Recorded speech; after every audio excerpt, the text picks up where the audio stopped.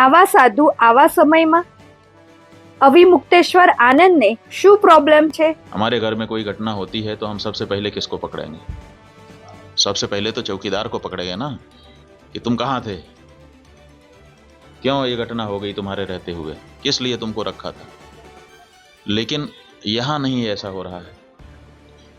यहाँ जो है कहते तो हैं कि हम चौकीदार हैं, लेकिन चौकीदारी अगर की गई होती, हाँ चौकीदार अगर अपने काम में पक्का होता है तो उसके ऊपर आक्रमण करके उसको कोई मार दे, लेकिन फिर कहा जाता है कि इस चौकीदार ने अपना निभाया। यहाँ तो कुछ पता ही नहीं है, कोई लड़ा ही नहीं उनसे, किसी ने उनको रोकने की कोशिश ही कहीं नहीं की। वो आए, घटना की, आराम से चले गए, कहीं पर उनको कोई बाधा नहीं है। कहाँ है चौकीदार? और चौकीदार के बारे में चर्चा ही नहीं हो रही है। अब कह रहे हैं हम उनको सबक सिखा देंगे, हम ये कर देंगे, हम वो कर देंगे। पाकिस्तान की धरती से आए थे। अरे भाई, पाकिस्तान की धरती से आए थे, इतनी जल्दी कैसे पता चल गया आपको? और अगर इतनी जल्दी आपको पता चल जाता है तो घटना के पहले क्यों नहीं पता चल गया? और दूसरी बात यह है कि अगर पाकिस्तान से आए तो पाकिस्तान के खिलाफ अच्छी तगड़ी कार्रवाई करिए। आप कह रहे हैं कि हम सिंधु नदी का जल रोक देंगे। आपके पास जल को रोकने या उसको डाइवर्ट करके अपने ही यहाँ अपने ही देश में रख लेने का कोई उपाय ही नहीं है।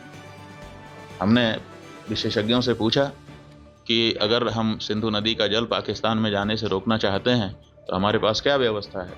उन्होंने कहा हमारे पास कोई व्यवस्था नहीं है। अगर हम आज से शुरू करें कि ऐसी व्यवस्था हम बना लें तो पैसा कितना लगेगा वो तो अभी पूछिए ही मत। अगर पैसा पर्याप्त दे दिया जाए, पैसे के कारण एक दिन भी काम ना रुके, तब भी 20 साल लगेगा, तब हम सिंधु नदी का जल रोक पाएंगे।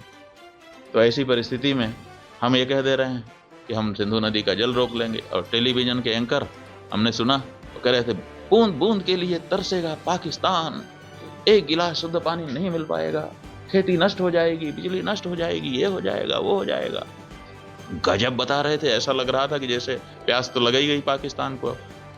और इधर विशेषज्ञ बता रहे हैं कि हमारे पास पानी को रोक लेने का कोई उपाय ही नहीं है। શું આ સમયે આવી વાત કરવી યોગ્ય છે?